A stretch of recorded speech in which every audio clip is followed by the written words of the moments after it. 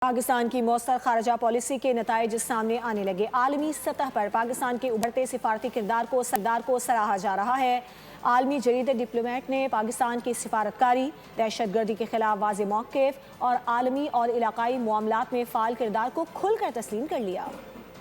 پاکستان کی بہترین سفارتی پالیسی اور ابھرتے ہوئے عالمی کردار کی دنیا معترف ہو گئی۔ متوازن خارجہ حکمت عملی کے نتیجے میں پاکستان خطے میں ایک مؤثر ریاست کے طور پر ابھر رہا ہے۔ حکومت، ریاستی اداروں اور عوام کا دہشت گردی کے خلاف دو ٹوک موقف عالمی سطح پر پذیرائی حاصل کرنے لگا۔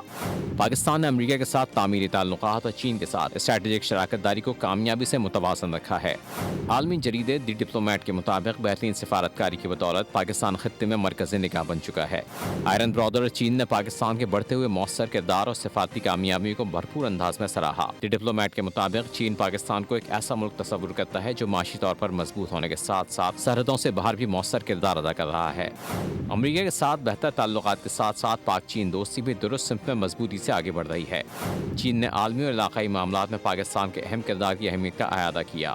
سلامتی کونسل اور شنگھائی تعاون تنظیم کی صدارت کے لیے بھی چین پاکستان کو ایک موزوں اور اہل امیدوار قرار دیتا ہے۔ جریدے کے مطابق پاکستان بھی چین کے ساتھ مختلف شعبوں میں اسٹریٹجک شراکت داری کو انتہائی اہم سمجھتا ہے۔ چین نے ایک بار پھر پاکستان کی خود مختاری، آزادی اور علاقائی سالمیت کے تحفظ کے لیے اپنی غیر متزلزل حمایت کا اظہار کیا ہے۔